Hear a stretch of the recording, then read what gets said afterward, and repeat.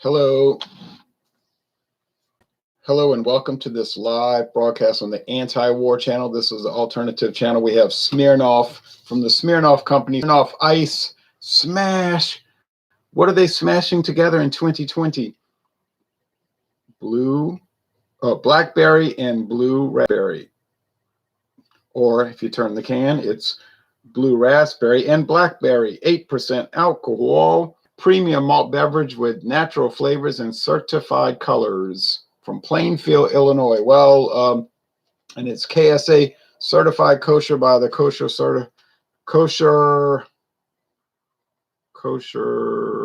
Service Association or something like that. KSA. That caught my eye. If you have the trained eye, you can catch things. All right, now. Look at the color. Oh. Windex blue. The aroma, snowball, or up north they say snow cone. Snowball or snow cone flavoring.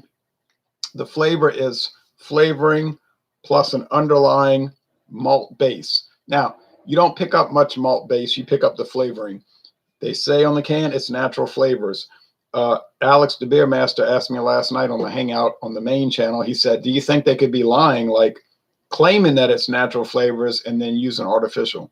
I said they would be fools, because that would be setting yourself up for the easiest tort ever.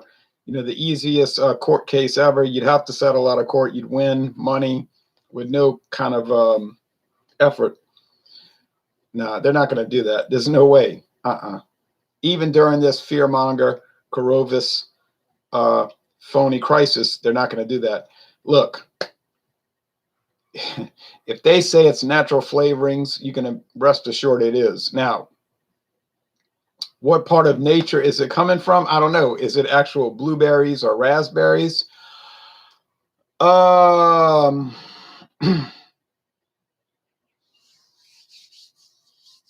All I'm going to say is natural flavorings, all right? They're derived from nature. That's what the USDA says, United States Department of Agriculture. In other words, you just get the flavoring from nature in extract. Now, they describe this on the website. Extracts, condensed, dehydrated, whatever you take and you go. Now, artificial flavoring is you take chemical components and you make a thing that tastes like the natural, but it isn't, and you have to declare it. Well, they're not saying that. They're saying it's natural flavoring. So I'm assuming it is. Now, sodium citrate, is that a natural flavoring? Apparently so. It gives the products a tart flavor, like citric acid. It's very tart. Is this product sour? No, it isn't. Is it sweet? Yes. Is it heavy bodied? No, it's medium body, high medium. Is it strangely drying, like as if it would have high fructose corn syrup? Yeah, it's kind of like, you know, canned cancer. You know what I'm saying? Like, if you were to be a person that's real hung up on things and your goal is to live for 1,000 years, you'd be concerned. If you live in the real world and realize that you're just passing through, you're not going to freak out over it, you know. You're not going to worship the creation more than the creator. You know what I'm saying? So it's fine. I mean, do these products look blue in nature? No. That's why they had the certified coloring. All right, it's from the Smirnoff Brewery Concoction Laboratory, Evil Laboratory, whatever you want to call it, in Illinois, Plainfield, Illinois. I've never had Smirnoff vodka, interestingly, which is the original, like, natural product. Do I mind the Smirnoff flavored beer line? I do mind the ones that are low alcohol, the Smirnoff Ice. In a way, because I find that the 4.5, 5 don't really hold together too well. 5.7, the flavored malt liquors, those do a little bit better. They do a little bit better. Now these, which the legal definition on the can, look at any, I don't care what you do, look at any alcoholic beverage, beer, wine, or liquor, it doesn't really matter. You can look around on the label, blah, blah, blah, blah, blah, blah. Excuse me. But then when you look, it almost always be in a discrete area, like real low profile, like it says, flavored malt liquor. Just says that very nonchalant, flavored malt liquor. And that's what it is. It's a flavored malt liquor. You say, well, what is malt liquor? And we've argued about that 1.5 million times on our Hangouts. But I've tried to explain to people, flavored malt liquor is anything and everything. It's everything and nothing. It's simply a term adopted by American brewing companies to get around legal problems. I mean, flavored malt liquor, at the end of the day, as they say on CNN, means strong beer. Okay, so we can translate that into regular English. Flavored malt liquor means flavored strong beer. Whether it's an ale or a lager, it doesn't matter. And believe me, you get a lot of people that are really fanatical about this. Lager, lager, lager, ale, ale, ale. Yeah, lager and ale are both beer. It's just different processes to achieve the final product thereof. Ale being a top fermenting yeast, generally brewed at higher temperatures and a faster pace. Lager, bottom fermenting yeast brewed at a slower pace and cold. They have to age longer. Lager means cellared, like say Budweiser. I glanced up there. There's Budweiser. Okay. All right, Budweiser. It's not flavored. It's a lager. It's literally lagered. It's aged in tanks, these huge stainless steel tanks in a very cold room, which mimics a cave, a cellar, for weeks and weeks and weeks. Okay. Ale. Not as crisp, not as clean, maybe more flavorful. People would argue that. Aged at a higher temperature for a shorter period of time. Why are a lot of these flavored products ales? Think about it. Use your mind. Your mind can help you. It's quick. It's cheaper. You're not aging it. Time is money, right? If you're having it in a tank, aging in a cold cellar, which is not natural cold, it's being made cold by air conditioning. It's going to cost more money. Right, right. Are some ales called malt liquor? Certainly. I used to get Guinness Stout, foreign extra stout, said very clearly on the label, malt liquor. What does that mean? It means nothing. I've tried to preach this sermon for 10 years. The word malt liquor does not mean anything. Do you understand why is this difficult? Malt liquor is not a legal term. It is a marketing term. It is a wink and a nod from the United States government, whereby brewing companies can sell strong beer and call it strong beer without calling it strong beer. Get it? In Canada, this would be called flavored strong beer. In England, this would be called flavored strong beer. In Jamaica, the Bahamas, New Zealand, Australia, right? Gibraltar, the sovereign base areas of Cyprus. I'm talking about British Commonwealth territories. It would be flavored strong beer.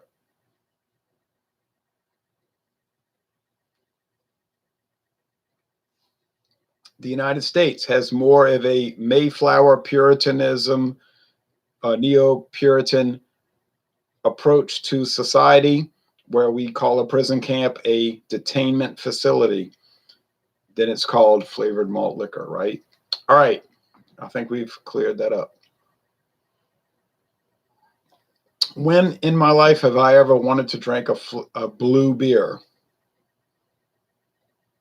I think you know the answer to that. Never, right? Never in my entire life, and I'm 52. Well, I'm actually 51 years old, but never in my life have I said to myself, man, I want to go out onto the streets and buy a blue beer. It's never happened. But over time, I've said, oh, why are you so worried? And then I realized, you're right, me. I'm talking to myself. You're right, me. Doesn't mean anything. It's food coloring. It's crumbs. It's residue. It doesn't mean anything. It's ephemeral. And I said, okay, time to man up and get up and stand up and wake up and deal up. I'll do it. So did the flavored concoction items with the food coloring, and I'm not comfortable with it. I'm not haven't gone that far. I said I'm more comfortable with it. But anyway, it's interesting. I have had some regrets with it. There's the 4-color code. When they do the printing machine, they have the 4-color code. When they do the machine, it has to mix the colors. Like, it's like literally when you go to Walmart and you get the paint mixed, they're using what? Grass green, like a cobalt blue gray, a blue, and a black. It's called the 4-color system. They use that for comic books. They always use 4 colors, which is interesting because you can achieve an incredible array of colors, like this aquamarine, turquoise blue, and the black, and all that. But anyway, I was at the liquor store, convenience store. They sell gasoline on US Highway 90 in New Orleans, and I saw it, and I could have gotten 2 cans for $5, $2.50 a piece, which was probably the decision I should have made. But I said, well, I bought a lot of stuff already, so I'll save a penny so I can save a half a penny. You know what I'm saying? It's like you're slicing it so thin, there's no point to it. It's like an exercise in futility, which I will agree with my own assessment. But so I bought 1 can for $2.99. Think about that.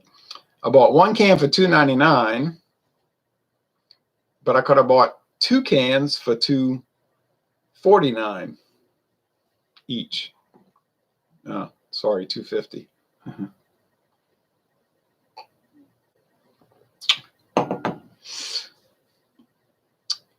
Wow, it's tart. But you know, it's all about a trade-off, because I buy 2 cans, I got to drink 2 cans, and you say, well, you can find some people that want to drink it with you. Yeah, I can think of one person on this. I can think of 2 people on this planet. One who does not live here. Another who I can get together with him. He's 25 miles away. He would drink it. He wouldn't like it. He wouldn't have much regard for it. He would not judge it favorably. But he would drink it. He would do the video. Now, I got to give him that. So, yeah, I should have paid the extra. I don't know. I should have paid the extra $2.01. I mean, like, we're worried about 201, right? 201. Of course, he would have said a lot of commentary, you know, like, why you buy all this? And like, why do you do this? Like, it's all a bunch of sweet bull crap, garbage, trash. And he would have gone on and on. I'd have been like, I know that already. You're telling me what I already know. You're preaching to the choir. You know, I get it. And then he would have gone on, and then I'd have said, okay, but you want to review it? He'd have said, bring it out. You know, so, and he would have given it a high score, you know, after all the Sturm and Drang. But he's like me. He would never drink it. Like literally, he would never drink this. I went to his house, and he had cases, literally cases, like cases, cans, pint cans, tall cans, or as he calls them, talls of Sol. And I walked in his house and I said, huh, what's with the Sol? He said, well, they had it for $12 a case. I said, a case? Yeah. $6 for a 12-pack. I said, oh, I'd have filled the whole car with it. He said, that's what he said, that's what I told him. He said, give me a case. He said, I'll tell you what. Give me 3 cases. So, you know, I mean, I could show y'all what I bought. Nobody's going to ask. Some viewers might say, what did you buy? What did you buy? Yesterday, I threw caution to the wind yesterday. I was at work, and I said, $1.99 for a 4-pack. I said, it's 3 weeks out of date.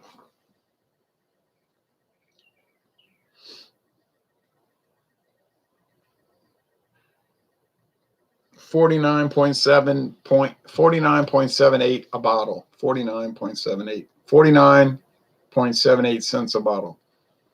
I said, well, it's out of date. I said, but it is 7.1% alcohol. It's bourbon barrel treated, not aged. They treat it with barrel staves. I said, this kind of ABV, it's not going to go bad. What am I, crazy? I could buy a whole case, 24 bottles. 24 bottles for $11.94. I said, no, I'm buying it. That's it. I might go buy another case. I said, well, when did this happen? I remember back 2011. Yes, 2011. Mathern's had Schlitz, tall cans, original recipe, 1977 recipe from Seligman, the brewmaster Seligman. Great product. They had it for $2.99 a 6-pack. Tall cans. I went in there and I said, oh, $2.99 a 6-pack. 6 times 4 is 24. 3 times 4 is 12 minus 4. That's $11.96 for a case. $11.96 for a case of tall cans, 16 ounces. That's a beer and a half. Beer and a third. I said, gotta buy it. I had to buy two cases. Can't pass that up. Well, it was fabulous, of course. But anyway, would I recommend this? Would I recommend it? I would recommend it in context, meaning, no, you wouldn't regularly drink it. No, you would never wake up in the morning thinking, oh, I want to drink a blackberry / blue raspberry flavored concoction item. You would not say that to yourself. But you say, well, heck, does it really matter? And then the answer is always, no, it doesn't matter. It doesn't matter. It doesn't matter. Just drink it. Why are you concerned about these things? Why? It's like in the Bible, they say, Oh, she used that alabaster container of spikenard. She's wasting it. She's wasting it. And Jesus says, but she's anointing me for my burial. I'm going to be crucified and murdered for expressing opinions which the elders don't like. So he was saying, why are you concerned about these frivolous things? You know, you and her sister was saying, she's not helping me. I'm baking the bread and I'm getting all the table ready. He said, you concerned about many things. But what he was saying was ultimately, it doesn't matter. You're not going to live forever. And you celebrate while the wedding is going on. You celebrate during the reception. You don't say, oh, I'm going to look through an old photo album 40 years later and say, oh, I didn't go to that because I had a hang up. So he's saying, no, no, no. You celebrate while the bridegroom is present. So I thought to myself, I'll do it. I'll do it. So that's where we're coming from. So yeah, I wouldn't go run out and looking for it. And I didn't look for it because I was on the way home. So I didn't really go out of my way.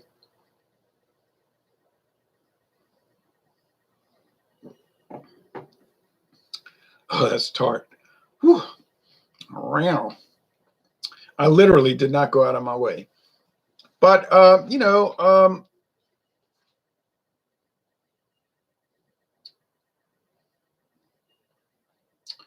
yeah, if you can look at it in the proper context, it's